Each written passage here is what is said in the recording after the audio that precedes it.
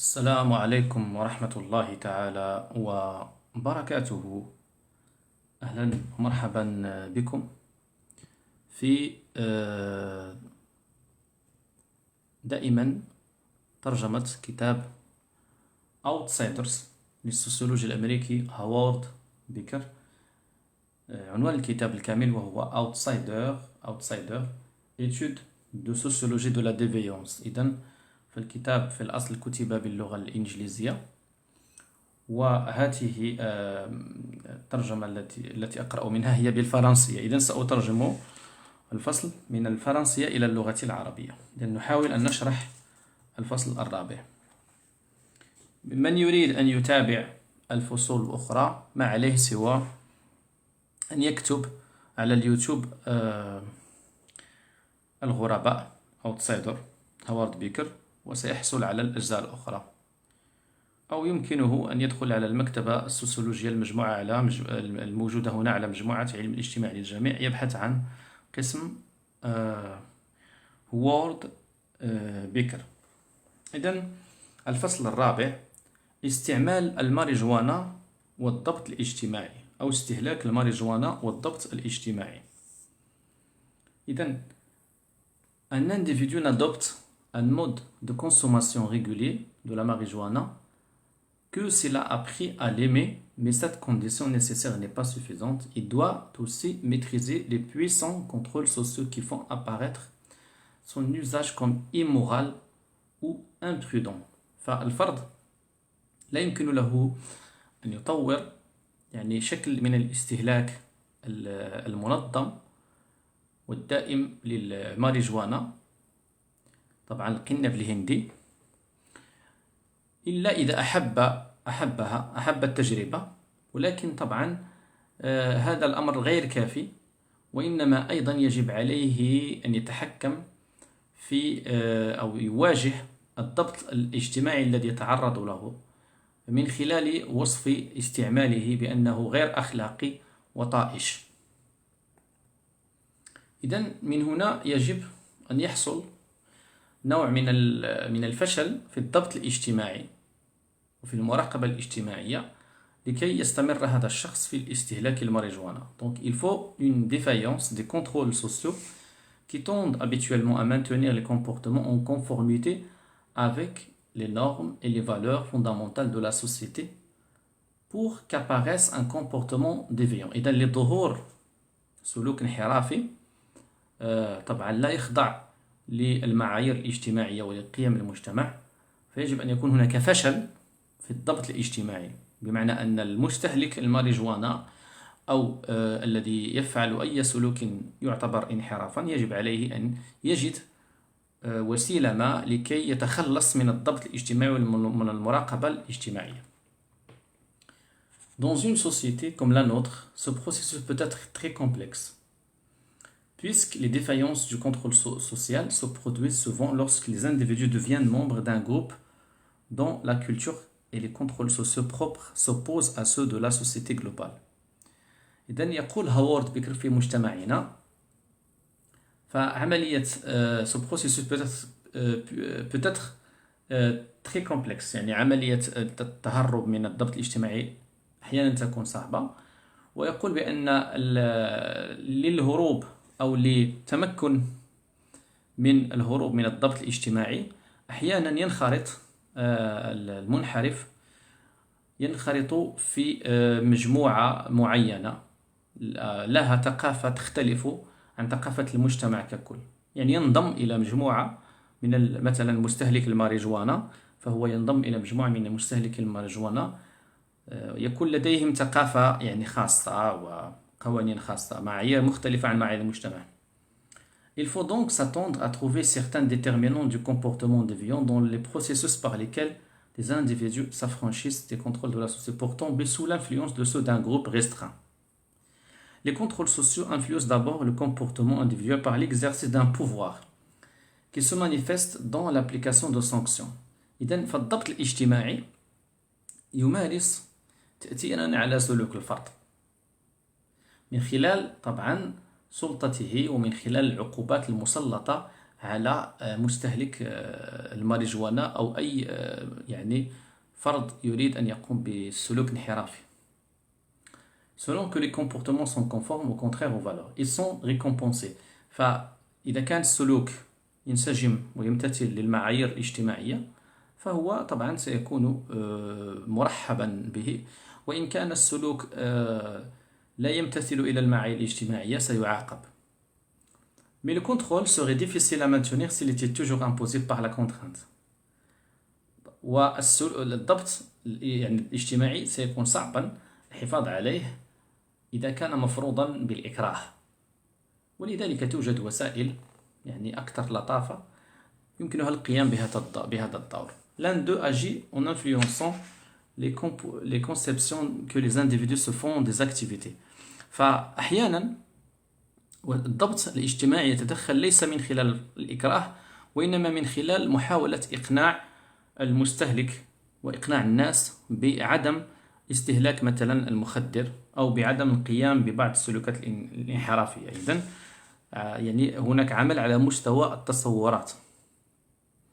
Ces conceptions sont transmises par des personnes dignes d'estime et elles sont validées par l'expérience dans des circonstances telles que les individus on vient à tenir l'activité en question pour déplaisante. إذن فمجموعة من الأفراد في المجتمع لا يدخنون الماريجوانا ولا يقومون ببعض السلوكات الانحرافية. طبعا سنعطي مثال أنه الضبط الاجتماعي قد يحدث مثلا حتى من طرف الآباء. فهذا كمثال، فالآباء في المنزل طريقة خطابهم مع الطفل وشرحهم للسلوك الانحرافي بهدوء قد يجعل الطفل يكون أو المراهق يكون تصورا معينا عن استهلاك المخدر أو عن أي سلوك منحرف ولا يقوم به، يعني بقناعة يعتبره طائشا وغير أخلاقي إلى آخره. Si on adopte cette perspective, on analysera la genèse des comportements déviants en s'intéressant à ce qui rend ces comportements envisageables. Les événements qui contrecarrent l'efficacité des sanctions et les expériences qui modifient les conceptions que les individus se font de ces comportements. En prenant l'exemple de l'usage de la marijuana. إذن سنأخذ مثال استهلاك الماريجوانا. إذن يقول هوارد بيكر يعني نأخذ مثال استعمال الماريجوانا أو استهلاك مخدر الماريجوانا. يقول سأدرس في هذا الفصل la suite d'événements et d'expériences par laquelle إذن سيدرس مجموعة من الأحداث والتجارب التي من خلالها يصبح الفرد ويصبح الشخص قادرا على الاستمرار في استهلاك مخدر الماريجوانا على الرغم من كل أشكال الضبط الاجتماعي التي قد تمنعه من هذه الممارسة. إذن لأن الفرد سيطور يعني مجموعة من الأمور تجعله تسمح له بالاستمرار في الاستهلاك. Les facteurs qui tendent à limiter l'utilisation de la marijuana sont nombreux et puissants. يعني مثلا العوامل التي تحاول أن تحد من استهلاك الماريجوانا واستعمالها هي كثيرة وقوية. فالسلوك أو الممارسة هي غير شرعية. La pratique illégale est exposée à des peines sévères. وهي طبعا تسلط عليها عقوبات قوية ورادعة. Il est donc difficile de se procurer de la drogue. أولا من الصعب الحصول على المخدر. طبعا هنا يتحدث يعني هاورد بيكر عن المجتمع الأمريكي آنذاك. ربما بعض المجتمعات نفس الشيء من الصعب أن تحصل على المخدر، يعني يجب أن تكون لديك معرفة بالوسط يعني بالسوق السوداء لهذا المخدر حتى تستطيع أن تشتريه أصلا. Donc et celui qui le désire se heurte immédiatement، والذي يرغب فيه سوف يصطدم بمختلف العراقيل. ثم إن الاستعمال نفسه خطير لأنه قد يؤدي إلى التوقيف والحبس يعني والسجن. De plus، بالإضافة إلى ذلك، si la famille, les amis ou l'employeur du fumeur découvre qu'il consomme de la marijuana, il risque de lui attribuer des caractéristiques accessoires qui sont généralement supposées aller de pair avec l'usage de drogue. ثم بالإضافة إلى ذلك، إذا مثلا اكتشف المدخن ومستعمل الماريجوانا من طرف عائلته أصدقائه أو الشخص المشغل فقد يوصف بمجموعة من الصفات التي ترافق أحيانا المستهلك الماريجوانا. Il peut arriver que le croyant est responsable et incapable de se contrôler, peut-être même fou. Ses proches lui infligent diverses sanctions informelles, mais très efficaces, telles que l'ostracisme ou le retrait d'affection. طبعا مجموعة من الأشخاص الأقارب الشخص الذي يستهلك المخدر قد يعتبرونه قد ينبذونه ويسحبون علاقاتهم معه إلى آخره. Enfin, il existe tout un ensemble de représentations traditionnelles qui définissent la pratique comme une violation d'impératifs moraux. أخيرا يوجد مجموعة من التمثلات في المجتمع. هذه التمثلات تصف ممارسة أو تصف استهلاك مخدر الماريجوانا كونه اعتداء على مجموعة من المعايير الأخلاقية الأساسية، وكونه يؤدي بالشخص إلى فقدان التحكم في نفسه، ويؤدي به إلى طبعا شلل في إرادته، وأخيرا يؤدي الأمر به إلى أن يستعبد من طرف المخدر، أن يكون طبعا تحت تأثير المخدر. Ces lieux communs contribuent puissamment à empêcher l'usage de la marijuana. إذن هذه المعطيات كلها مجتمعة تساهم بقوة في منع استعمال الماريجوانا. La carrière du fumeur de marijuana. مسار المدخن الماريجوانا يمكن تقسيمه إلى 3 مراحل، وكل مرحلة طبعا فيها qui correspond à chacune à une modification. إذن كل مرحلة فيها علاقة معينة بوسائل الضبط الاجتماعي. إذن مسار المدخن الماريجوانا يمكن تقسيمه إلى 3 مراحل، وفي كل مرحلة معينة سيقوم المدخن بتعديل علاقته بوسائل الضبط الاجتماعي. La première phase، المرحلة الأولى هي مرحلة المبتدئ، الشخص الذي يدخن الماريجوانا لأول مرة. المرحلة الثانية هي مرحلة المستعمل المناسباتي، الذي يستعمل ويستهلك الماريجوانا بشكل مؤقت أو مناسباتيا وبشكل متقطع في ظروف معينة عشوائية. والمرحلة الثالثة هي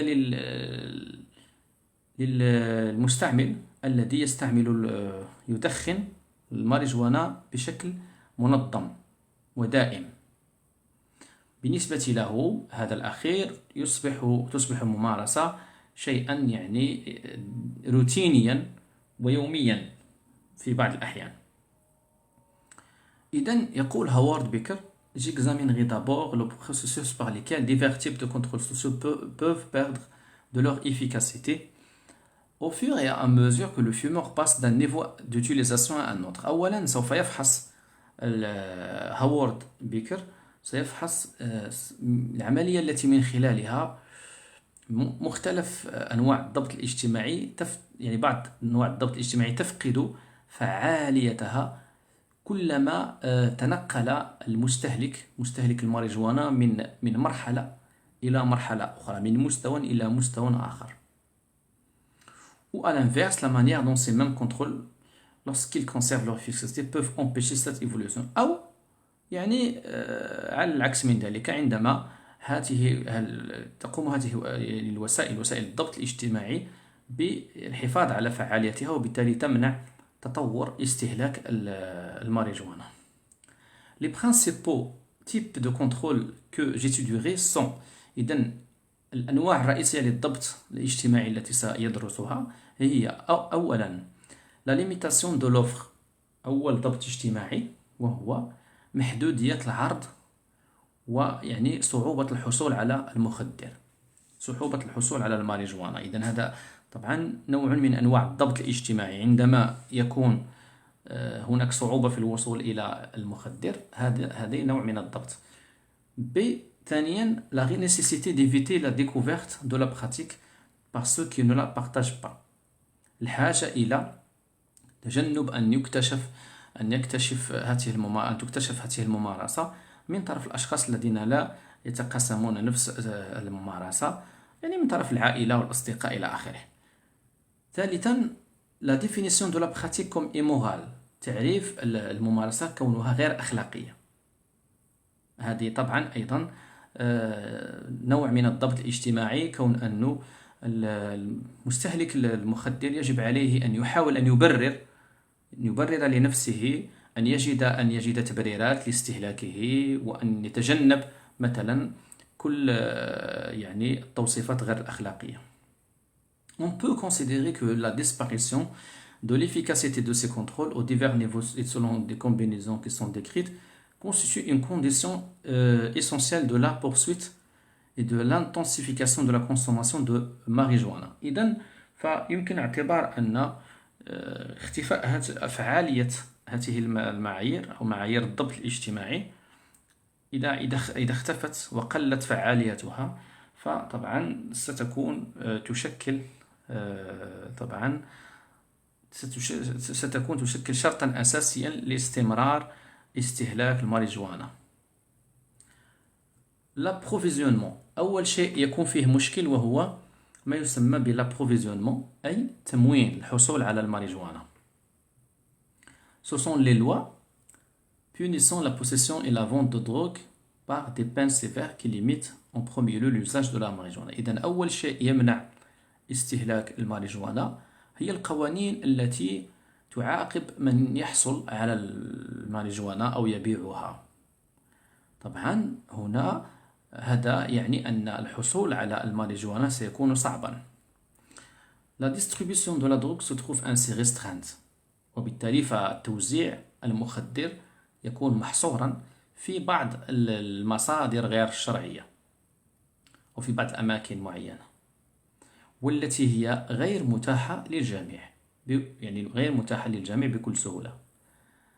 إذن فالفرد لا يمكن له أن يبدأ ممارسة أو استهلاك الماريجوانا إلا إذا انضم إلى مجموعة معينة أو جماعة من الأصدقاء والرفاق التي تتيح له أن يصل إلى بائع المخدر.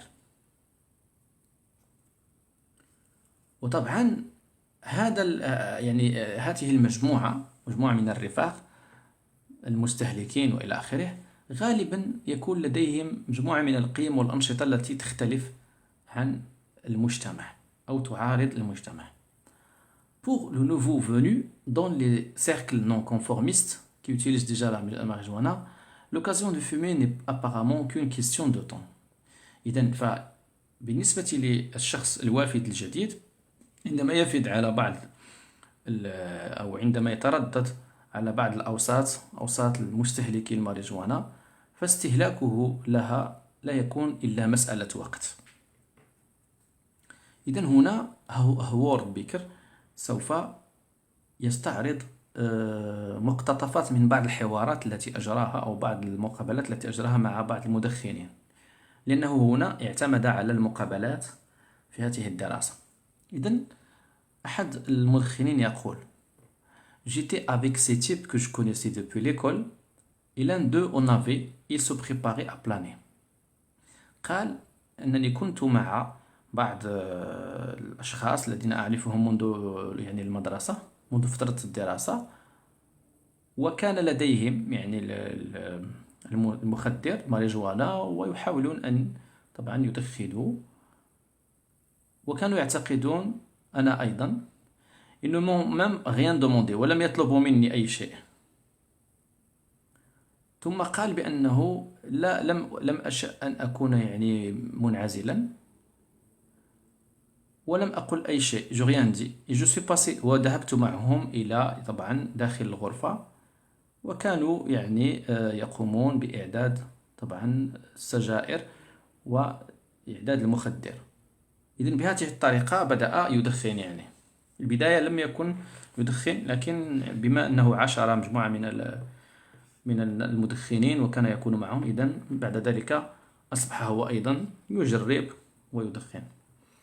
Dans certains groupes, la marijuana n'est pas directement disponible, mais ceux qui en font partie peuvent entrer en contact avec d'autres groupes dans lesquels elle est disponible. في بعض الحالات أو في بعض المجموعات يعني الماريجوانا لا تكون متوفرة، ولكنهم يعني يحصلون عليها من خلال علاقتهم بأشخاص آخرين. مثلا أحد الأشخاص يقول: لا أحد منا يعني كان يعرف من أين نحصل عليها أو أين يمكننا الذهاب للبحث عنها، ولكن كانت هناك إحدى البنات كانت لديها صديقات يعني من السود، وكانت سبق لها أن يعني دخنت معهم الماريجوانا مرة أو مرتين. Mais elle savait un peu plus là-dessus que n'importe lequel d'entre nous. وبالتالي كانت تعرف أكثر من أي أحد منا. alors يعني حصلت على بعضا من الماريجوانا بفضل بعض صديقاتها يعني من السود،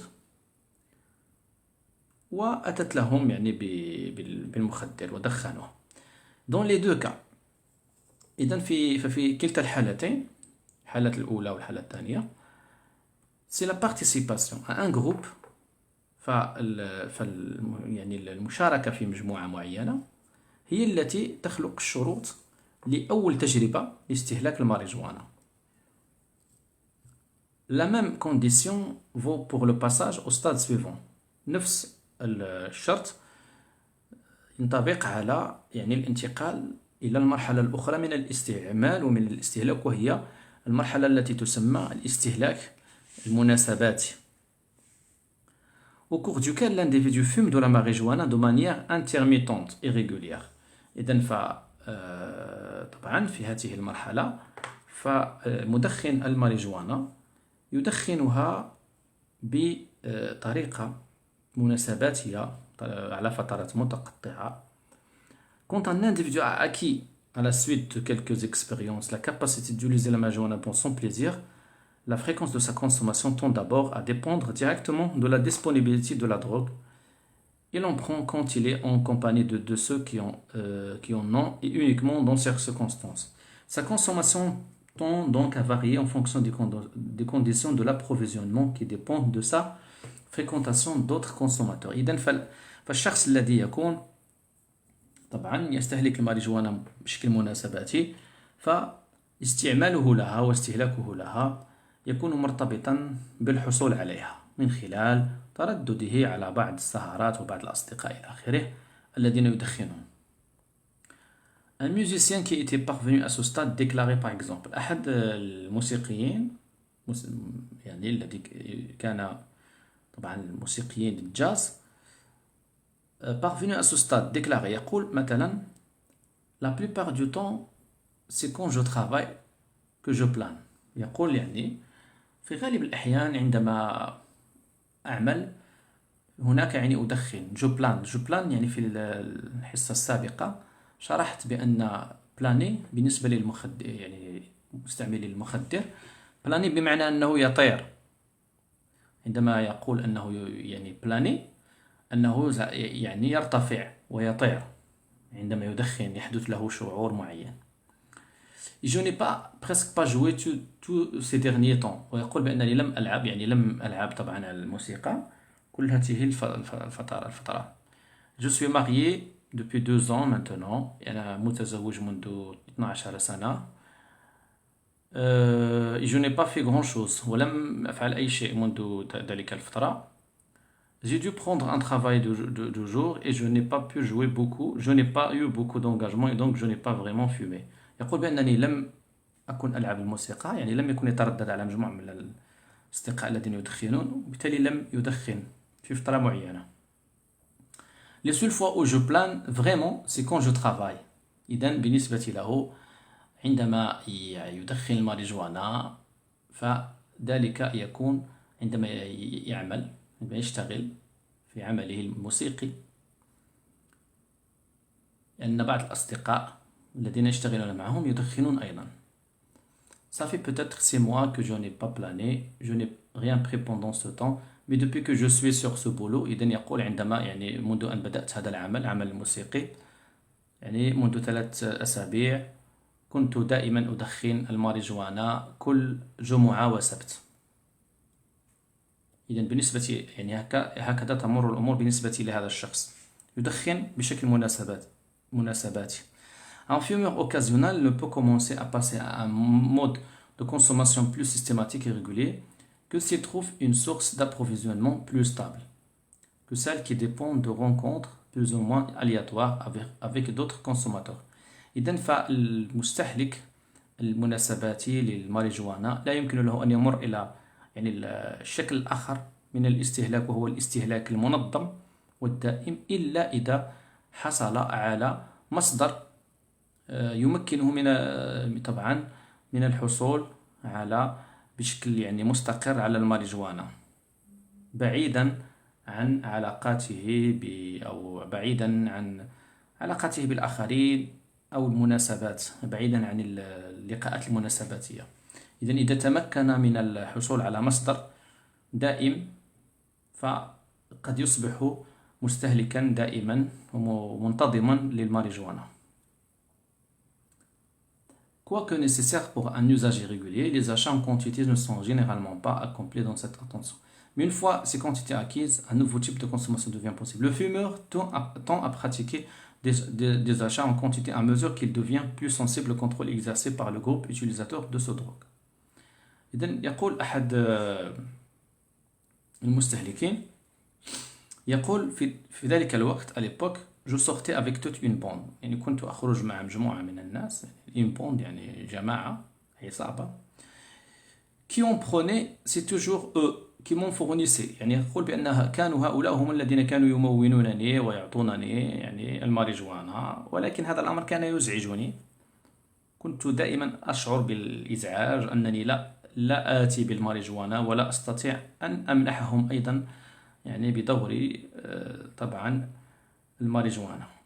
وبالتالي أقول أنني طلبت من بعض الأصدقاء كيف يمكنني أن أشتري، واشتريت أيضا يعني كميات مهمة لتوزيعها طبعا على يعني على رفاقه. L'achat auprès d'un revendeur est aussi plus économique puisqu'il n'y a pas d'intermédiaire et que comme dans le commerce ordinaire celui qui achète en quantité bénéficie d'un rabais. إذن طبعا يقول هوارد بيكر أن أيضا عندما يشتري الشخص مباشرة من الممول من شخص يبيع، فطبعا يكون شراؤهم فيه اقتصاد أكبر، وعندما يشتري كمية كبيرة يستفيد من تخفيض. Toutefois, pour faire ce type d'achat, le consommateur doit avoir un contact. ولكن إذا أراد أن يقوم بشراء مثلا كميات مهمة يعني فالمستهلك يجب عليه أن يكون لديه علاقات. doit avoir un contact، يكون لديه علاقات، بمعنى يجب عليه أن يعرف شخصا لديه هذه المهنة، مهنة بيع المخدر. L'activité des revendeurs est illégale. Pour traiter avec eux, il faut donc savoir où les trouver. إذن فنشاط هؤلاء يعني البائعين فهو غير شرعي، وبالتالي يجب معرفة أين يبيعون ذلك الأمر، وفي نفس الوقت يجب أن يكسب ثقتهم لكي يبيعوا له ذلك المخدر ويشعروا بالأمن معه. Mais lorsqu'ils ont acquis la possibilité d'acheter de la marijuana, nombreux sont ceux qui n'usent pas de cette possibilité parce que le risque d'arrestation que comporte la démarche les en dissuade. فبعض الأشخاص حتى وإن كانت لديهم إمكانية شراء الماريجوانا فهم طبعا لا يذهبون إلى شرائها خوفا من التوقيف، يعني هم خوفا من أن يتعرضوا إلى التوقيف وبالتالي إلى السجن. يقول أحد المستهلكين: Si elle était en vente libre, probablement que j'en utiliserais tout le temps. Mais يقول يعني لو كانت الماريجوانا تباع بشكل حر من دون إكراه كان من المحتمل أن أستعملها في كل وقت. ولكن سأله هوارد بيكر: Tu veux dire si ce n'était pas contraire à la loi، يعني تريد أن تقول إذا كانت طبعا غير متعارضة مع القانون؟ قال نعم. قال له هوارد بيكر: bon, est-ce que ça veut dire que tu ne souhaites pas être impliqué؟ قال له ربك يعني هل تريد أن تقول بأنك لا تريد أن طبعا أن تكون يعني أن تتعرض للإيقاف مثلا. إذن يقول له نعم سي سا، فأنا لا أريد أن يعني أتعرض للإيقاف، يعني لا أريد أن أكون مع في علاقة مع الأشخاص الذين يعني يبيعون يعني المخدر. Je n'ai jamais eu beaucoup de mal à m'en procurer. Je n'ai qu'à il y a toujours quelqu'un qui en a. إذن ويقول مع ذلك بأنه لا يجد أي صعوبة في الحصول على المخدر، دائما هناك شخص ما يعني يزوده بها. C'est pour ça, c'est seulement pour ça qu'il ne m'est jamais arrivé d'entrer en contact plus ou moins directement. وبالتالي يقول بأنه طبعا لهذا السبب فأنا لم أدخل في علاقة مباشرة مع البائعين.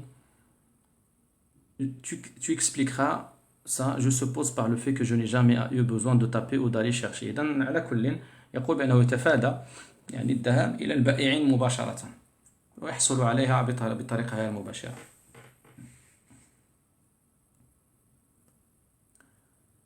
Ces craintes n'agissent que jusqu'à la première tentative d'achat. إذن هذه المخاوف فهي تكون قوية في البداية، في بداية أول تجربة. يعني عندما يريد الشخص أن يشتري لأول مرة تكون مخاوفه قوية، لكن بمجرد ما يشتري دون متابعة ودون إشكال فطبعا يعتمد الفرد على هذه التجربة لكي يقوم بإعادة تقويم الخطر المحدق به، وبالتالي قد يعتبر بأن الأمر ليس فيه أي خطر ويكرر التجربة مرات ومرات. إذن l'idée du danger c'est d'empêcher l'achat. الفكرة التي يضعها في نفسه في عقله كون أن هناك خطر عليه عندما يشتري الماريجوانا من بائع معين، يعني هذه الفكرة تتوقف وبالتالي يصبح يشتري يعني إذن يصبح يشتري دون يعني مخافة التوقيف. Donc il observe les précautions élémentaires que dit le bon sens l'acheteur se sent en sécurité. إذن طبعا يأخذ الاحتياطات اللازمة ويشعر بالأمان يعني حتى وإن اشترى الماريجوانا من أحد البائعين.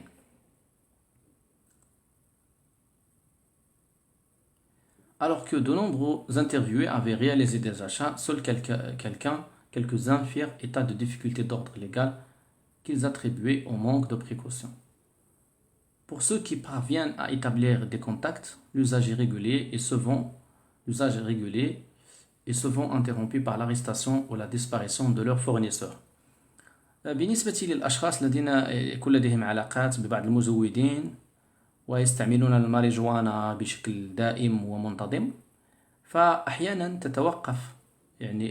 يتوقف استهلاكهم للماريجوانا لبعض الوقت بسبب توقيف أو اختفاء أحد الممونين، إما اختفاؤه أو يعني توقيفه من طرف الشرطة. إذن فالشخص الذي كان يعني يزوده يعني يختفي أو توقفه الشرطة، وبالتالي يصبح المستهلك لا يجد المصدر لكي يشتري الماريجوانا. في هذه الظروف l'usage régulier ne se maintient que في هذه الظروف فالاستعمال المنتظم للماريجوانا طبعا لا يستمر إلا إذا كان المستهلك قادرا على إيجاد مصدر جديد للتموين. Voici comment un jeune homme dut cesser quelque temps de fumer. يعني طبعا هنا سيتحدث هوارد بيكر عن بعض الأشخاص الذي توقف عن التدخين، لأن أحد الأشخاص ذهب إلى السجن كان يزوده بالماريجوانا. La précarité des sources d'approvisionnement qui constitue un moyen essentiel pour limiter la consommation régulière reflète indirectement la mise en œuvre par la communauté de sanctions légales telles que l'arrestation des trafiquants. إذن هشاشة طبعا مصادر التزود بالماريجوانا تعتبر وسيلة أساسية للحد من الاستهلاك المنتظم، وطبعا هي نابعة من العقوبات المسلطة والتوقيفات طبعا التي تحصل للمروجي المخدرات. L'application de la loi limite l'usage de la marijuana, non pas en dissuadant directement les consommateurs. فتطبيق القانون والحد من استهلاك الماريجوانا لا يتم عبر الردع المباشر للمستهلكين، وإنما عبر يعني خلخلة مصادر التزود به من خلال توقيف المزودين والمروجين. Ainsi, à chaque stade d'utilisation, depuis la première expérience jusqu'à l'usage habituel, correspond de manière nécessaire à un mode typique d'approvisionnement. وبالتالي ففي كل مرحلة من مراحل استعمال الماريجوانا منذ التجربة الأولى حتى الوصول إلى الاستعمال طبعا الاعتيادي، فتتناسب طريقة أو تكون هناك طريقة معينة للتزود بالماريجوانا. كما أشرنا في البداية، هوارد بيكر يقسم مستعملي الماريجوانا إلى 3 مستعملين، إلى 3 أنواع. النوع الأول هو المستهلك المبتدئ. النوع الثاني المستهلك الذي يستهلك بشكل مناسباتي وعلى فترات متقطعة، والأخيرا الذي يستهلك بشكل دائم. إذن في النوع الأول غالبا يعني ليس هو من يشتري الماريجوانا، غالبا يعني بعض الأصدقاء يعطون له يعني طبعا لكي يدخن. والنوع الثاني غالبا يستهلك يعني بشكل مناسباتي، يعني عندما تتاح الفرصة لذلك، أو يقوم ببرمجة يعني لقاءات وأمسيات مع أصدقائه. أما النوع الأخير هو الذي يستهلك بشكل دائم ومنتظم، فهذا مما لا شك فيه سيبحث بنفسه عن مزود يزوده بالماريجوانا.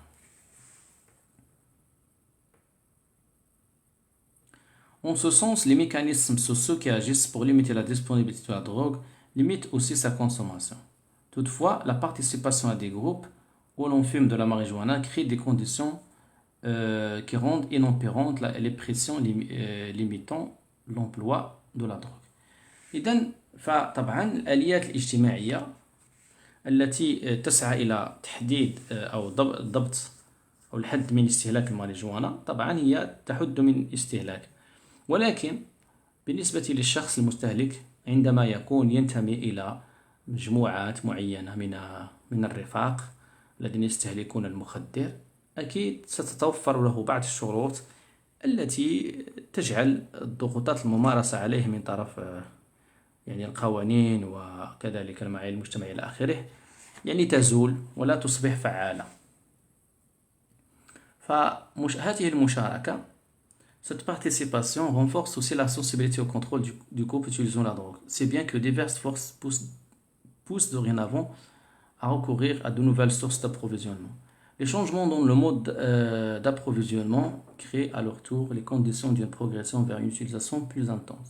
On peut donc dire que dans une situation où la drogue n'est distribuée que par des voies illégales, les changements dans l'appartenance et la participation à des groupes conduisent à des modifications. إذن كما أشرنا، فالانتماء إلى بعض المجموعات هو الذي يسمح بالتزود بالمخدر بشكل دائم. لو سكري، السر.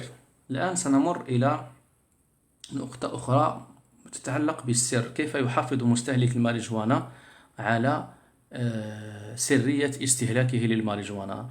تعرفون بأن كل نوع من الانحراف فالشخص يعني عندما يمارس سلوكا منحرفا دائما ما يبحث عن الحفاظ على سرية يعني السلوك الانحرافي. هذا طبعا كل الأشخاص في العالم ربما لديهم بعض السلوكات الانحرافية ويحاولون أن يحافظوا عليها بسرية.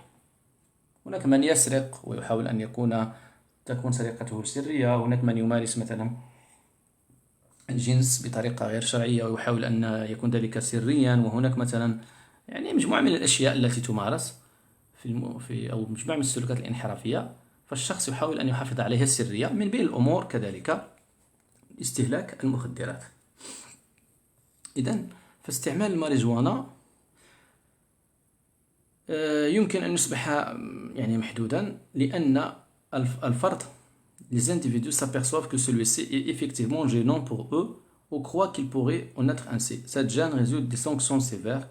يعني بعض الأحيان الفرد لا يستهلك المخدر لأنه يزعجه ويضطر إلى يعني طبعا مراقبة أهله واتخاذ مجموعة من الاحتياطات وكذا، وبالتالي يتجنب الاستهلاك مخافة من اكتشافه من طرف غير المدخنين ومن طرف العائلة إلى آخره. En fait, la plupart des utilisateurs n'ont qu'une idée vague de ces sanctions, car peu d'entre eux semblent avoir fait une telle expérience ou connu quelqu'un qui l'aurait faite. La plupart des fumeurs de marijuana sont en effet des déviants clandestins. فأغلب مدخني الماريجوانا هم مدخنون أو منحرفون طبعا يدخنون بطريقة سرية. Bien que l'utilisateur ne sache pas exactement à quelles sanctions il doit s'attendre, l'idée générale est claire. Il craint d'être rejeté par ceux dont l'estime et l'approbation représentent pour lui un enjeu à la fois pratique et affectif. إذا طبعا فالمدخن مدخن الماريجوانا حتى وإن لم يكن يعرف العقوبات التي ستسلط عليه، لكن فكرته الأساسية وهي أنه يخاف أن يرفض من طرف الأشخاص الذين يقدرهم، الأشخاص الذين يحبهم إلى آخره، إذا اكتشفوا أمره. Redoutant que ses relations avec les non-fumeurs ne soient altérées ou rompues, s'il est démasqué, s'il limite et contrôle sa pratique. ومن هنا فهو يحد من استهلاكه لهذا الأمر ويحاول أن يراقب ممارسته يضبطها ويحاول أن يستهلك بطريقة سرية. Ce type de contrôle disparaît avec la fréquentation d'autres fumeurs et avec l'expérience prolongée de la drogue. Quand l'utilisateur s'aperçoit que même s'il peut être vrai que des sanctions lui seraient appliquées en cas de découverte par des non-fumeurs, ceux-ci ne le découvriront pas nécessairement. طبعا فهذا النوع من الضبط الاجتماعي المبالغ فيه أحيانا فيختفي عندما يصبح لهذا المدخن تجربة يعني طويلة في تدخين المخدر، وطبعا عندما يستطيع أن يخفي ذلك على محيطه. À chaque stade d'utilisation, cette conviction se renforce, autorisant ainsi le passage à un niveau supérieur. إذن في كل مرحلة من الاستعمال هذه القناعة، قناعة أنه طبعا لا يمكن أن يكتشف بالضرورة، ف يعني تنقل المستهلك إلى يعني مرحلة أخرى من الاستهلاك. Pour le débutant, بالنسبة للمبتدئ la crainte d'être découvert est très importante. إذن بالنسبة للمبتدئ الخوف من أن يكتشف أمره يعني خوف كبير ومهم، وبالتالي يجب عليه أن يحل هذا المشكل قبل أن يعني يستمر في التدخين. La vue des fumeurs، وبالتالي هنا عندما يرى أشخاص آخرين أكثر تجربة منه يدخنون، هنا قد يبدو له بأن خطر اكتشافه ضعيف لأنهم لا يحصل لهم أي شيء. S'il essaie une fois, il peut éventuellement l'apaiser. إذن هنا يجرب ويمكن أن يسكن هذا الخوف والقلق من اكتشاف أمره عبر ملاحظة آخرين. La fréquentation d'autres fumeurs fournit donc aux débutants des rationalisations pour faire une première tentative. إذن فتردده على مدخنين آخرين يمنح له أو يجعل المبتدئ يبرر فعلته وتجربته الأولى. S'il persiste à utiliser la marijuana, le néophyte s'apercevra qu'il peut en consommer aussi souvent qu'il le veut tant qu'il reste prudent.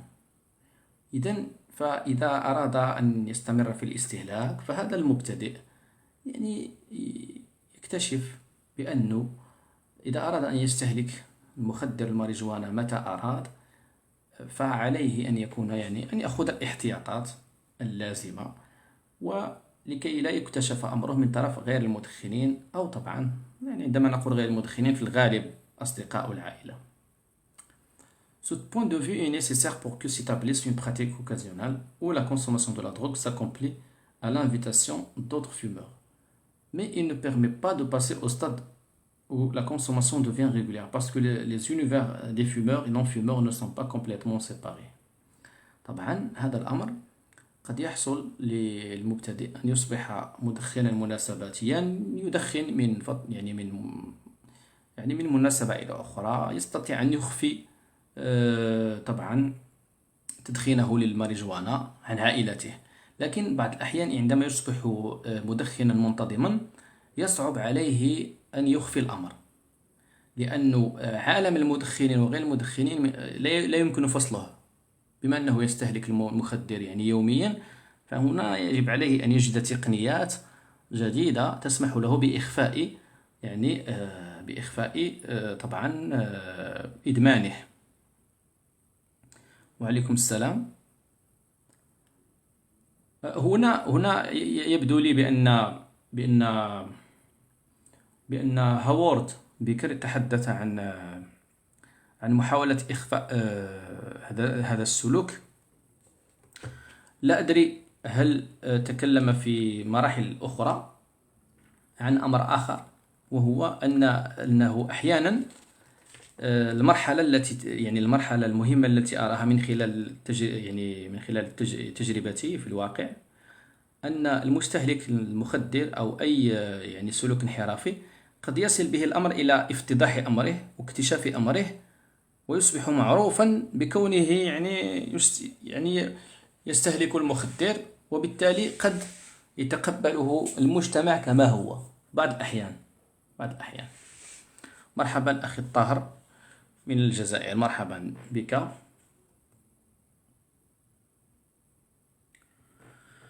إذن أين وصلنا؟ Une consommation régulière implique quant à elle un usage systématique routinier de la drogue qui n'en programme pas la consommation fonctionne. وبالتالي فإن الاستهلاك المنتظم للماريجوانا يتطلب طبعا استعمالها الروتيني، وهذا الأمر استهلاك المخدر بشكل منتظم يجعل المستهلك أو المستعمل لا ينتظر فقط لقاءات مناسباتية لكي يستهلك. وبالتالي فإن هذا الشكل من الاستعمال، أي أن الاستعمال المنتظم للماريجوانا، يتطلب مواقف أخرى لكي يخفي، أو يتطلب موقف آخر أو سلوكات أخرى لكي يخفي المستعمل إدمانه عن غير المدخنين. Qui consiste à admettre qu'on peut fumer sous le nez de ceux-ci، بمعنى أنه يستطيع أن يدخن بالقرب من عائلته دون أن يعرفوا، مثلا يدخن في غرفته، يدخن في مكان معين من دون أن تكتشفه مثلا العائلة. هذا أمر صعب صراحة، هذا أمر صعب. بالنسبة لتدخين الماريجوانا، أنا بالنسبة لي فأمر صعب، لأنه بعض الأحيان يصل الشخص إلى مستوى معين يفقد معه التحكم في نفسه. إذن ces ajustements prennent en compte les deux types de risques auxquels le fumeur est affronté. فهذه التعديلات اللي يقوم بها هذا الشخص تأخذ بعين الاعتبار نوعان من الأخطار التي يمكن أن يواجهها، وهي premièrement celui d'être découvert. أولا الخطر الأول أن يكتشف أمره بأنه أو يكتشف وبحيازته الماريجوانا من طرف الغير المدخنين. والأمر الثاني celui d'être incapable. الأمر الثاني الخطر الذي يواجهه، الخطر الأول أن تكتشف بحوزته الماريجوانا. الخطر الثاني أن لا يستطيع إخفاء الآثار المخدر طبعا على الآخرين. أولا يجب عليه أن يخفي أن بحوزته الماريجوانا، ثم المسألة الأخرى إخفاء الآثار. طبعا هذا يذكرني باستهلاك السيجارة، تدخين السيجارة. فالمدخن الذي يدخن السيجارة في البداية فهو يدخن ويحاول أن يخفي علبة السجائر عن والديه، ثم في نفس الوقت عندما يدخن في المقهى وتكون فيه رائحة مثلا معينة، فهو يحاول أن يضع مثلا روائح طيبة وكذا وكذا، مثلا ويأكل ويمضغ علكة في فمه فيها رائحة يعني طيبة حتى لا يكتشف أمره من طرف العائلة. هذا بالنسبة يعني تجربتي مع مجموعة من مدخني السجائر. Les remarques d'un jeune homme qui tentait en vain d'utiliser régulièrement la drogue tout en vivant chez ses parents illustrent le premier type de risque. هنا مثلا سوف يذكر هاورد بيكر أحد المستهلكين الذي كان يريد أن يستهلك المخدر بشكل دائم ومنتظم، وكان يعيش طبعا عند والديه. Je n'ai jamais aimé en avoir à la maison. Tu sais pourquoi؟ قال له يعني لم أحب أن يكون لدي في المنزل مخدر. سأله هاورد بيكر لماذا؟ قال له لأنه je pensais que ma mère يعني اعتقدت أن أمي يمكن لها أن تجده. وقال له كوريتال دي à ton avis. قال له هاورد بيكر ماذا كان يمكن أن تقول أمك بهذا الخصوص؟ Ah bien tu sais c'est comme bon ils s'en parlent jamais des drogués de tout ça mais ça serait vraiment embêtant dans mon cas je le sais bien parce que je viens d'une grande famille mes frères mes sœurs قال له بأن الأمر سيكون صعبا علي لأنني أنتمي إلى عائلة كبيرة، هناك إخوتي أخواتي سوف يحكمون علي بحكم سيء جدا. سأله هاورد بيكر et tu ne le veux pas؟ يعني لا تريد أن يكون هذا الحكم عليك؟ قال نعم لا je ne crois que non je crois que non. Dans ce genre de cas في هذه الحالة فالتوقع الآثار اكتشاف السر retient l'individu de conserver les doses indispensables à une consommation régulière. L'usage de la drogue reste irrégulier فهنا طبعا توقع اكتشافه من طرف العائلة إلى آخره قد يردع هذا الفرد عن الاستهلاك المنتظم وبالتالي يحافظ على الاستهلاك المناسبات، ينتظر الفرصة لكي يلتقي بالأصدقاء ويدخن. À moins qu'il ne découvre un moyen quelconque de surmonter cette difficulté إلا إذا وجد وسيلة معينة لكي يتجاوز هذه الصعوبة.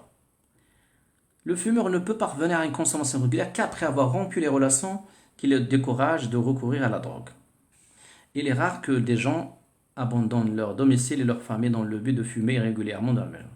يقول هاورد بيكر إنه يعني من النادر أن بعض الناس طبعا يتخلون عن منزلهم أو منازل عائلاتهم من أجل فقط استهلاك المخدر بشكل منتظم.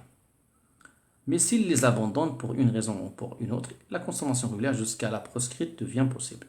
وإذا مثلا تمكنوا من التخلي أو الابتعاد عن عائلاتهم هنا أكيد سيصبح الاستهلاك ممكنا. يعني مثلا سأعطي لكم مثال. مجموعة من الأفراد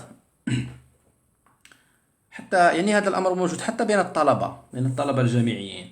مجموعة من الطلبة الجامعيين أمام أسرهم يكون هناك نوع من المراقبة والضبط الاجتماعي. لا يدخنون، البنت مثلا لا تقيم علاقات مع الذكور كذا مجموعة من الأمور والقيود.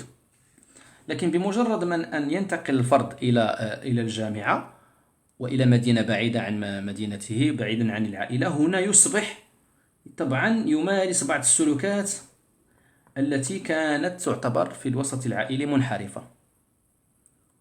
مثلا البعض يصبح مثلا يشرب الخمر في الوسط الجامعي، هناك من يدخن الماريجوانا، هناك من يمارس الجنس إلى آخره مجموعة من الأشياء. وهذه الأمور التي أتحدث عنها عاينتها شخصيا في الجامعة. يعني أن الشخص عندما يبتعد عن عائلته وعن الضبط الاجتماعي وكذا ومجموعة من الأشياء فيصبح أكثر تجرؤا على ممارسة بعض السلوكات التي تعتبر انحرافية بالنسبة لأسرته. إذن les fumeurs réguliers ayant une certaine ancienneté s'inquiètent souvent de l'incidence que de nouvelles relations sociales avec des non-fumeurs pourraient avoir. فأيضا هناك مشكلة أخرى تطرح بالنسبة للمدخنين مدخني الماريجوانا خاصة القدماء والحاصلون طبعا والذين يدخنون بشكل دائم ومنتظم. مشكلتهم تطرح عندما إذا مثلا أقاموا علاقات مع أشخاص غير مدخنين. مثلا أحد الأشخاص قال بأنني لن أتزوج مع امرأة سوف يعني تقوم بالحرب علي إذا دخنت. يعني فهو لا يريد أن يقيم علاقة أو يتزوج امرأة معينة يعني ترفض مثلا كونه مدمنا أو كونه مستهلكا للمخدر. هذا الأمر يحدث حتى بالنسبة للذين يشربون الخمر. Si de tels liens sont noués, le fumeur tend à revenir à une utilisation occasionnelle. طبعا إذا كان هناك مشاكل مع زوجته أو مع كذا، فهنا طبعا المدخن قد يرجع إلى استهلاك مناسباتي ولن يستهلك المخدر بشكل دائم. Ainsi, un homme qui avait fumé de manière très intensive puis s'était heurté à l'opposition de sa femme remarquée. يعني أحد الأشخاص الذي كان يدخن بشكل دائم بعد ذلك وجد صعوبة أو اصطدم بمعارضة زوجته لذلك. يقول هذا الشخص: Bien sûr, ce qui m'a fait arrêter, c'est ma femme. بالطبع الذي منعني أو أوقف استهلاكي للمخدر زوجتي. Il y a bien eu des fois où je sentais ce n'était pas réellement un besoin mais j'aurais simplement aimé en prendre un peu. يقول أنني بعض الأحيان كنت أريد أن أستهلك، ليس فقط لم يكن هناك حاجة وإنما فقط يعني أردت يعني أن أستهلك قليلا. طبعا هذا الشخص لم يكن يستطيع الاستمرار إلا بطريقة مناسباتية عندما تغيب زوجته وعندما لا يكون طبعا لا تراقبه زوجته. إذن زوجته كانت تمنعه من هذا الاستهلاك المنتظم. Lorsque l'individu s'intègre presque complètement à un groupe de fumeurs, le problème cesse à bien des égards d'exister. Un mode de consommation régulier peut alors s'établir et se maintenir tant que l'individu ne renoue pas des relations avec le monde conventionnel. عندما يربط الفرد أو يندمج مع مجموعة من المدخنين طبعا هنا ستنتفي كل الإشكالات ويصبح يدخن بدون أدنى إشكال ويمكن أن يصبح مدخنا يعني منتظما. Dans une société urbaine où les différents rôles ne peuvent pas être complètement dissociés, il est presque inévitable que le fumeur régulier se retrouve un jour sous l'emprise de la marijuana au milieu de non-fumeurs auxquels il souhaite cacher qu'il se drogue. طبعا في الوسط الحضاري من الصعب جدا أنه أو هناك احتمال لا يمكن يعني تجاوزه، وهو أن المدخن الذي يدخن بشكل منتظم يمكن له أن يلتقي بغير المدخنين تحت تأثير الماريجوانا. Étant donné la variété des symptômes provoqués par la drogue, il est naturel que l'utilisateur craigne de ne pouvoir les maîtriser et de révéler ainsi qu'il est en train de planer. طبعا بما أن الماريجوانا لديها مجموعة من التأثيرات والعلامات وتسبب مجموعة من التأثيرات على الفرد، فهو يخاف أن يكتشف أمره ولا يتحكم في نفسه. Il redoute que certains de ses comportements, par exemple sa difficulté à concentrer، فهو يشك بأن بعض سلوكاته خاصة يعني عدم تركيزه قدرته على التركيز ويعني إجراء حوار عادي ربما قد تبدو في عيون الحاضرين وفي عيون الآخرين علامات على استهلاكه للمخدر. Ceux qui tendent vers une utilisation régulière s'arrangent pour éviter ce dilemme. Comme on l'a vu, il peut se faire qu'ils finissent par s'intégrer presque complètement au ce groupe culturel dans lequel s'exerce cette activité, de telle sorte qu'ils n'ont qu'un minimum de contact avec des non-fumeurs dont l'opinion leur importe. البعض كما أشرنا لتجنب هذه المعضلة، معضلة اكتشافها من طرف الآخرين، ينضمون إلى مجموعة معينة من المدخنين وأكيد سيكون لهم علاقات محدودة مع غير المدخنين. Mais comme l'isolement par rapport à la société ordinaire peut rarement être absolu، بما أن طبعا الانعزال عن المجتمع العادي صعب جدا، فالمدخن يجد نفسه مضطرا لإيجاد تقنيات أو لتعلم تقنيات أخرى تمكنه من إخفاء إدمانه.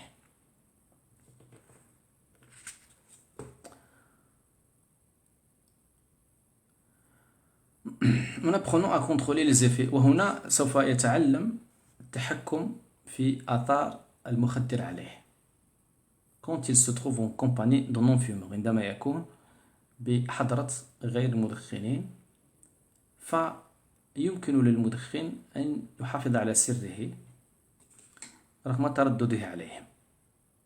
Celui qui ne réussit pas à apprendre cette technique n'osera pas à se droguer dans certaines situations. والشخص الذي لا يستطيع ولا ينجح في تعلم هذه التقنية تقنية إخفاء أنه يعني دخن المخدر فطبعا لا يستطيع أن يدخن في بعض الحالات أو في بعض الوضعيات وبالتالي فهو لا يستطيع استعمال الماريجوانا بشكل منتظم. يقول أحد المدخنين لهوارد بيكر إيكوت اسمع سوف أقول لك الشيء الذي يقتلني الشيء الذي أجده طبعا يعني مرعب. Est-ce qu'il t'est déjà arrivé هل حصل لك أن يعني دخنت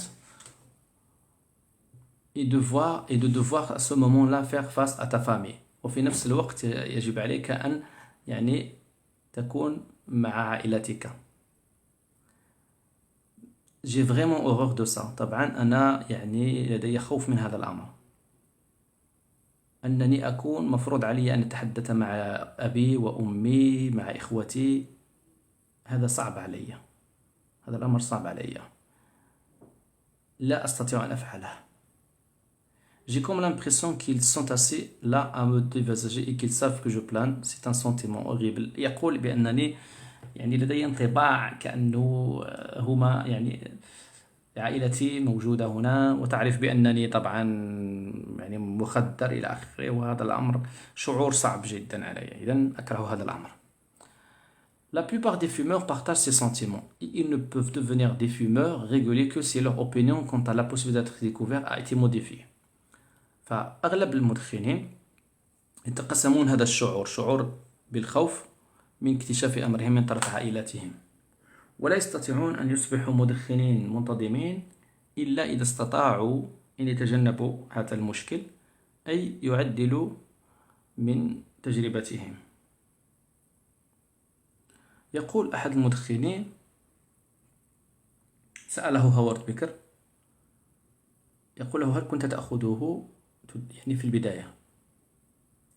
قال له لا ليس كثيرا كما قلت لك كان لدي خوف لكن في حوالي سنة 1948 يعني بدأت أدخن طبعا.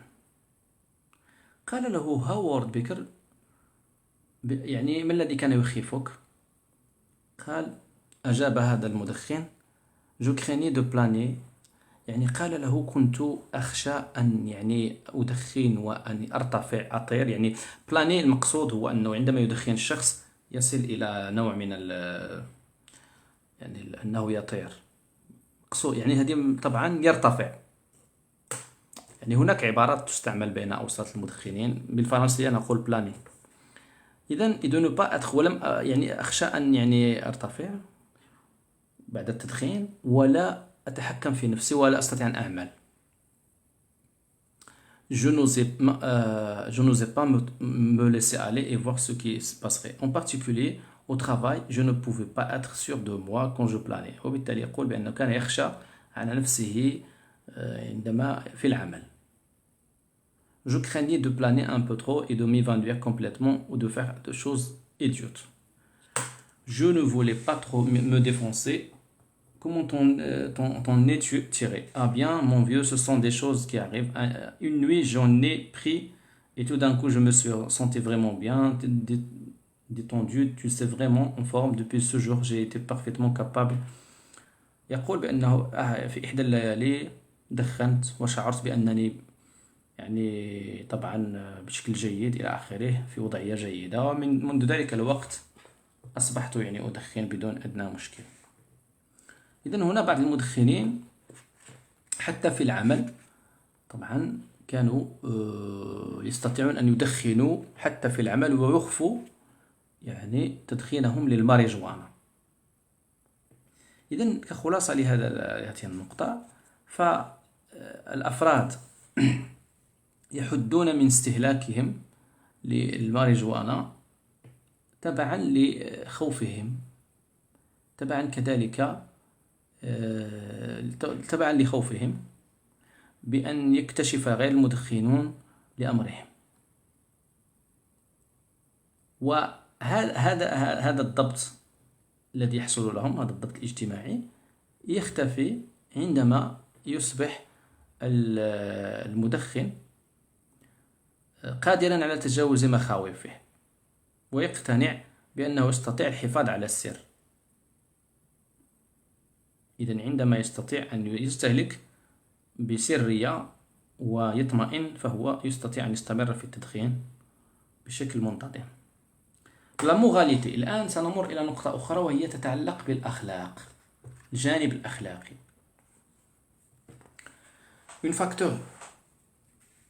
un autre facteur، عامل آخر، règle la consommation de la marijuana. عامل آخر يعدل من استهلاك الماريجوانا وهو المفاهيم الأخلاقية، وبالخصوص طبعا الأوامر الأخلاقية الأساسية التي تمنع على الفرد أنه طبعا يضر بصحته وبتوازنه، ويجب عليه أن يقوم بسلوك عقلاني إلى آخره، المسائل الأخلاقية.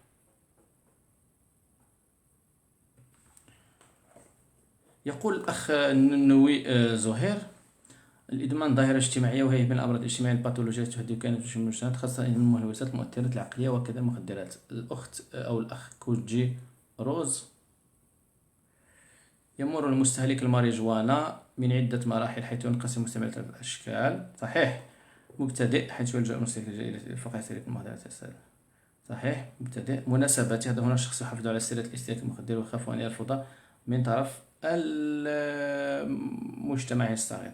المناسبات، الفرق بين المستهلك المبتدئ أن المبتدئ الذي يمنحه الماريجوانا في الغالب أصدقاء ورفقاء، والمناسبات يستهلكها في سهرات وأمسيات وكذا، وطبعا لا يستهلكها بشكل دائم إلا إذا توفر له الأمر. أما المستهلك الدائم فيستهلك الماريجوانا بشكل منتظم يومي، قد يكون يوميا، ولا يتوقف عن الاستهلاك إلا في حال التوقف عن شراء حلوى مخافة توقيف، وفي حين توقيف الشرطة المصدر. عن شراء، لا، ليس عن شراء حلوى.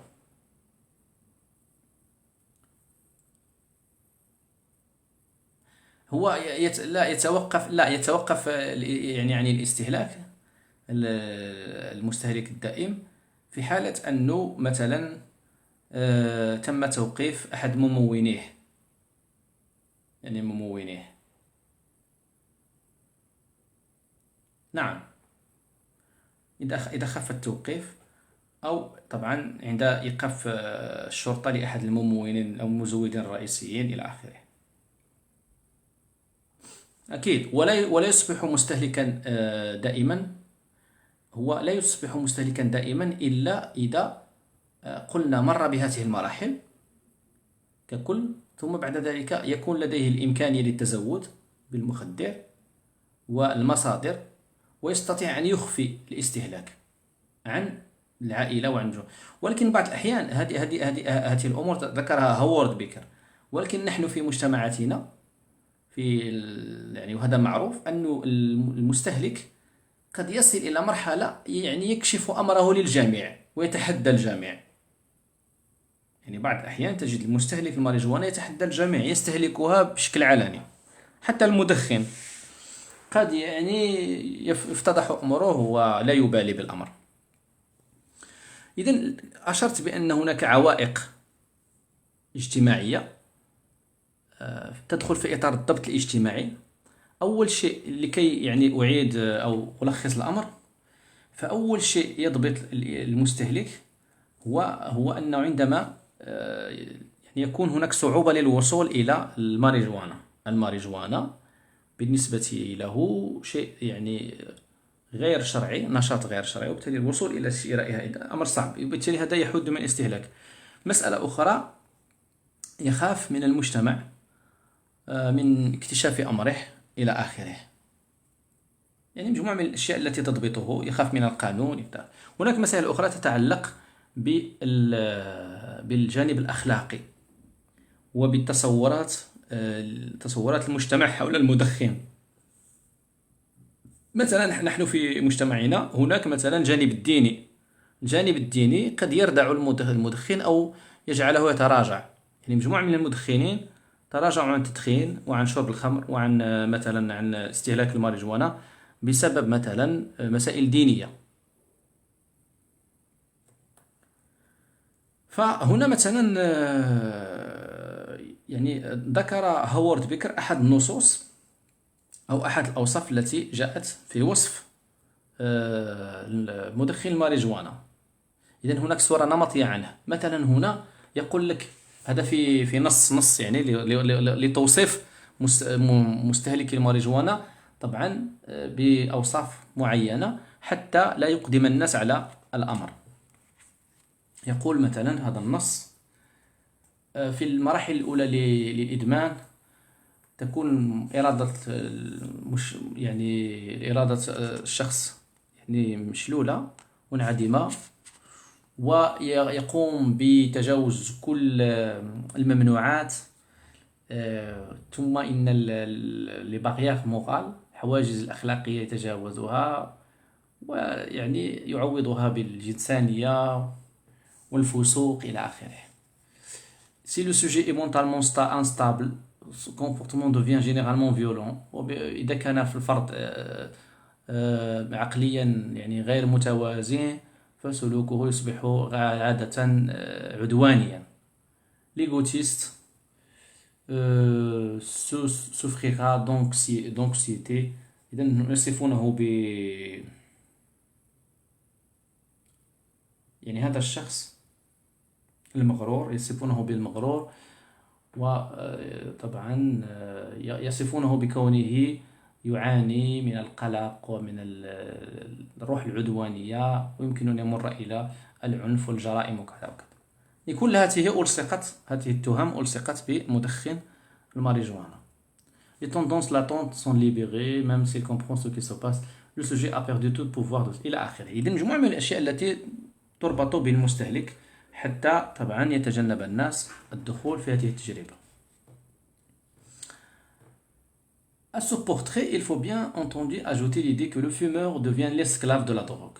كذلك يجب أن نضيف فكرة أخرى، وهي أن المدخن يصبح عبد للمخدر. هذا صحيح، هذا يعني عيناه في الواقع.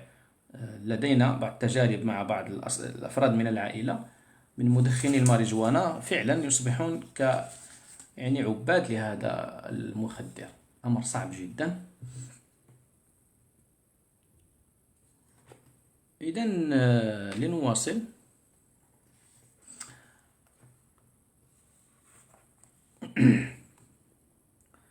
لكن طبعا أمام هذه النمطية وهذه الصور النمطية لمستهلك الماريجوانا، فالمستعملون يطورون مجموعة من الأشياء، أنهم يحاولون تبرير استهلاكهم. مثلا فهم يقولون بأن استهلاك المخدر نعم أمر غير جيد، ولكن ماذا عن شرب الخمر؟ فمجموعة من مستهلكي المخدرات يقولون بأن شرب الخمر أخطر من استهلاك طبعا من استهلاك الماريجوانا. وتجد أن الكثير منهم لا يشربون الخمر، فيستهلكون المخدر الماريجوانا فقط. بعضهم يرى بأن هذا المخدر قد يكون فيه يعني فوائد، يعني ويحاول أن يبرر الاستهلاك. يقول مثلا أحد المستهلكين: بعض الأحيان عندما أخذ المخدر عندي انطباع بأنني يعني أكون نشيطا وتكون لدي رغبة أو شهية. في الأكل. وهذا أمر جيد بالنسبة للأشخاص الذين يعني وزنهم يعني ضعيف.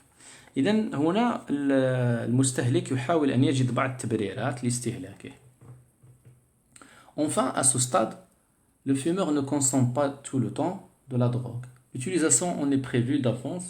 Il y a des moments où il estime que c'est approprié et d'autres non. أحيانا تجد بعض المستهلكين الذين يرون بأن في بعض الحالات يعني الأمر جيد، وفي بعض الحالات الأمر غير جيد للاستهلاك. Par son existence même, cette anticipation le convainc qu'il domine la drogue. ومن هنا فهو يعتقد بأنه يسيطر على المخدر. طبعا هناك بعض المستهلكين أيضا من قام بتجربة أنه يقطع المخدر، لأنه الشائع في المجتمع أن الشخص المستهلك للمخدر يكون عبدا للمخدر ومرتبطا بالمخدر.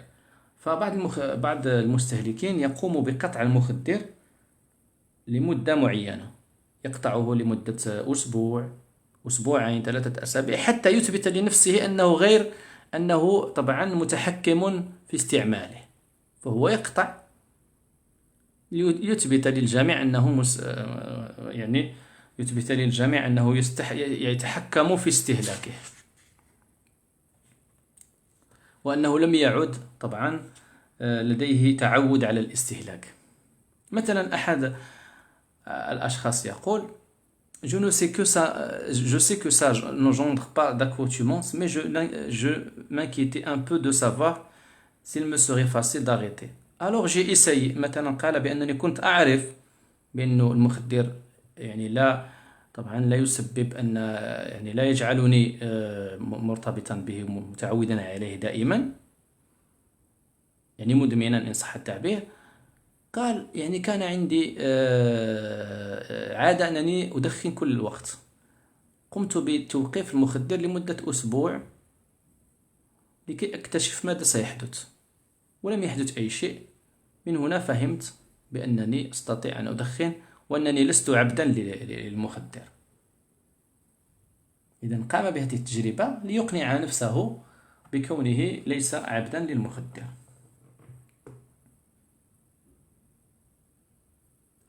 بعضهم la rationalisation antérieure selon laquelle la drogue a des effets bénéfiques n'est pas altérée. Elle peut même subir une élaboration importante. Mais la question soulevée dans la citation ci-dessus s'avère plus préoccupante. Eu égard à sa consommation accrue et devenue régulière, le fumeur n'est pas sûr d'être capable.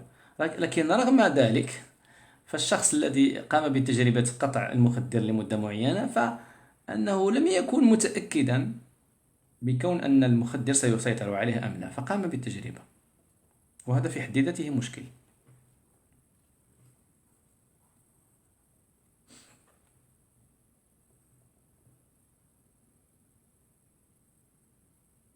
البعض يرى أن المخدر له علاقة بالجانب النفسي، وبالتالي فهم يربطون استهلاكهم للمخدر بحاجة نفسية. فتدخين الماريجوانا يصبح علامة على الضعف النفسي. Cette conviction dissuade l'individu de continuer à fumer régulièrement et entraîne un retour à l'usage occasionnel, à moins que ne soit découvert un nouveau système de justification. Bon, je me demande si le mieux n'est pas de ne rien prendre du tout. C'est ce qu'on dit. Pourtant, j'ai entendu des psychiatres dire. ويقول مع ذلك يعني كنت أسمع هذا الشخص يقول: أتساءل إذا كان الأفضل هو عدم أخذ أي شيء. مع ذلك كنت أسمع بعض العلماء أو بعض التخصصين في علم النفس يقولون: prenez toute l'herbe que vous voulez، يعني خذوا كل أنواع الماريجوانا أو خذوا الماريجوانا أو استهلكوها، لكن لا تلمسوا أبدا الهيروين. Oui, mais combien de gens peuvent le faire? Il y en a beaucoup. Je pense que 70% ou plus, peut-être plus, des gens qui fument ont un type de comportement qui les conduirait à prendre de plus en plus l'herbe.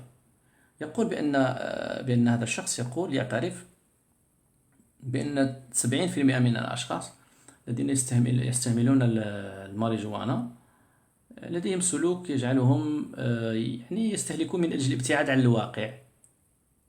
Je crois que je vais comme ça moi aussi mais je pense que j'en suis conscient et donc je peux lutter contre ça. لكن هو هذا الشخص يقول بأنه واعي بالأمر. Dans cet exemple, l'idée que la conscience du problème en est la solution constitue un système d'auto-justification. إذن يحاول أن يبرر لنفسه بأنه واعي بالأمر.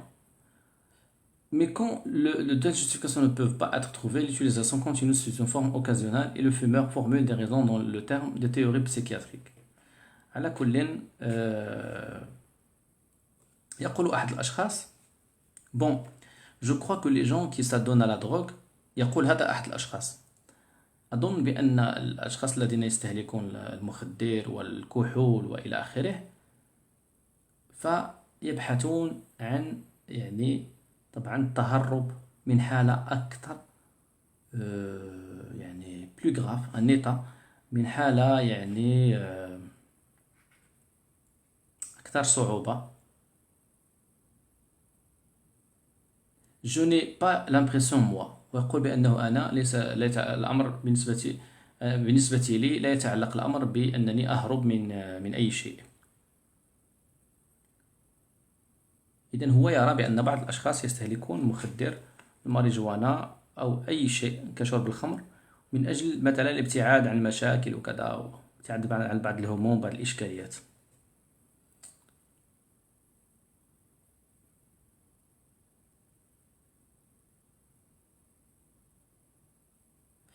إذن خلاصة القول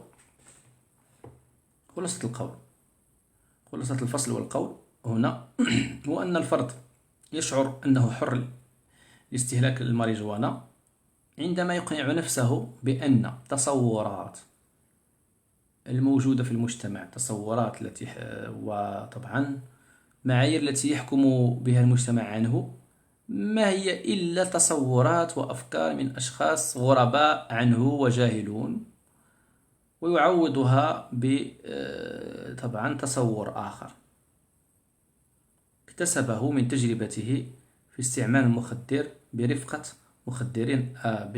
مدخنين آخرين. إلى هنا انتهي من هذا الفصل الرابع. والفصل الخامس إن شاء الله تعالى سيكون بعنوان La culture d'un groupe d'éveillants et musiciens de danse. يقول ثقافة يعني مجموعة منحرفة موسيقي الرقص. هذا سنراه في الحلقة المقبلة. لماذا يلجأ الشخص لاستعمال المخدر؟ حقا نستفيد من هذه المحاضرة. شكرا. طبعا لماذا يلجأ الشخص لاستعمال المخدر؟ فنحن ذكرنا بأن في الغالب الشخص حسب هوارد بيكر. طبعا هوارد بيكر يعني سأعطي لك إجابة مختصرة. هوارد بيكر يرفض التفسيرات النفسية لاستعمال المخدر الماريجوانا. يقول بأن الشخص ليس لديه استعداد قبلي لاستهلاك المخدر وإنما يستهلك المخدر بعد التجربة. يعني فالشخص ليس لديه حوافز قبلية وإنما بعد أن يلتقي بأشخاص وبعد ذلك يقيم معهم علاقات ويكتسب منهم الخبرة ويجرب وكذا ثم بعد ذلك يكتسب الحافز بعد التجربة. إذن فبالنسبة لهوارد بيكر استعمال المخدر له أسباب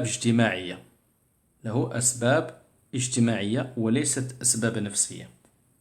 يعني فالمجتمع فالبيئة التي يوجد فيها الشخص هي التي تدفعه إلى استهلاك المخدر كما إن الظروف المجتمعية ومجموعة من العوامل هي التي سوف تدفع به للاستمرار في الاستهلاك أو الرجوع عن ذلك وطبعا عدم الاستمرار في الاستهلاك.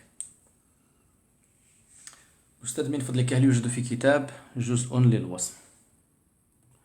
أكيد توجد بعض الأشياء المتعلقة بالوصم مثلا أن الشخص يتحدث هوارد بيكر عن ما يسمى بالهوية الانحرافية. فالشخص المستهلك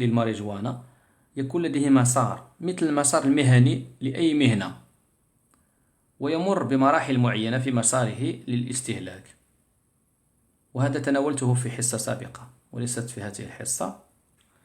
وآخر مرحلة من مساره لاستهلاك الماريجوانا، وهي عندما يصبح معروفا في المجتمع بكونه يعني مستعملا للمخدر. إذن فيصفه المجتمع بالوصم، يصمه بكونه مثلا نحن في المغرب نقول حشيشي. حشيشي دلالة على الشخص الذي يستهلك المخدر ومعروف باستهلاك المخدر. مثلا سكيري دلالة على الشخص الذي يشرب الخمر بكثرة. مثلا هناك بعض الألفاظ التي تقال عن الشاذ الجنسي إلى آخره إلى آخره. إذن في المجتمع عندما يصل إلى وصم الشخص، يعني هنا مرحلة متقدمة من مراحل أن ذلك الشخص أصبح يعني في المجتمع منبوذا. حسن حالي يقول: الدول هي المسؤولة عن ترويج المارجوان وتدخين الشراب، لأن اللوبيات لا تستطيع أن تتنازل عن المداخيل التي تجنيها من هذه المواد المضرة، والتي تكون تكلفتها غالية جدا وتتوازن مع دخل الأفراد المدمنين. فعلى المتحكم في القرار السياسي التنازل عن هذه المداخيل، إنها لعبة البرجوازية المتحكمة في الاقتصاد. وإن المخدر كباقي الأطعمة التي توجد في المجتمع المقابل، هناك انهيار النظام الصحي مما يجعل أن تكلفة المتعاطي المخدرات كارثية. طبعا هي الدول مسؤولة، لأن هوارد بيكري يقول بأن استعمال المخدر مرتبط بتوفره. فإذا مثلا منعته الدولة بقوة ومنعت ترويجه وهي تستطيع ذلك، فعلى الأقل لن يوجد يعني مستهلكين جدد. عندما يكون المخدر ممنوع بشكل قوي وبمراقبة يعني بشكل يعني قوي، فأظن بأنه لن يكون هناك استهلاك، لأن الشخص لن يجد أين يحصل على المخدر. طبعا أما إذا كان المخدر يروج ووراءه اقتصاد إلى آخره، فأكيد أن وإن كان يبدو بأنه غير شرعي، نشاط غير شرعي، فهو موجود، وهذا موجود في كل الدول. حتى في فرنسا هناك يعني لوبيات وكذا، وربما الدولة لها مصلحة في استمرار يعني أن الشباب يستهلكون المخدر. ربما هناك يعني مجموعة من القرارات السياسية أو الإرادة السياسية التي تدفع باتجاه المزيد من الاستهلاك مخدر الماريجوانا، لأنه يهدئ ويسكن الشباب، وهذا في مصلحة السياسيين. السلام عليكم ورحمة الله تعالى وبركاته. في الحلقة المقبلة إذن سنواصل قراءة الكتاب مع الفصل الخامس، ثقافة مجموعة منحرفة، موسيقي الرقص، les musiciens de danse. وطبعا كانت أشارت الأخت هل هناك وصم. إذن طبعا سأقرأ الفصول القادمة، سأذكر عناوين الفصول القادمة. إذن عناوين الفصول القادمة. إذن الفصل الأول كنت قد شرحته باللغة العربية، وهو المعنى المزدوج لمعنى غريب. ثم الفصل الثاني أنواع الانحراف. الفصل الثالث كيف نصبح مدخنين للماريجوانا. الفصل الرابع استعمال الماريجوانا والضبط الاجتماعي. الفصل الخامس ثقافة مجموعة منحرفة، موسيقي الرقص. الفصل السادس مثلا المسار داخل مجموعة مهنية منحرفة، موسيقي الرقص. الفصل السابع فرض المعايير، من يفرض المعايير، مراحل فرض المعايير إلى آخره. الفصل الثامن les entrepreneurs de morale، يعني الذين يخلقون الأخلاق والمعايير الأخلاقية، من هم إلى آخره. الفصل التاسع l'étude de la déviance، دراسة الانحراف. الفصل العاشر la théorie de l'étiquetage. كانت سألتني الأخت عن الوصم، هو الفصل العاشر، نظرية الاتيكيتاج، الوصم، une vue rétrospective. إذن في الفصل العاشر ستجدين طبعا فصلا حول هذه قضية الوصم. والسلام عليكم ورحمة الله تعالى وبركاته.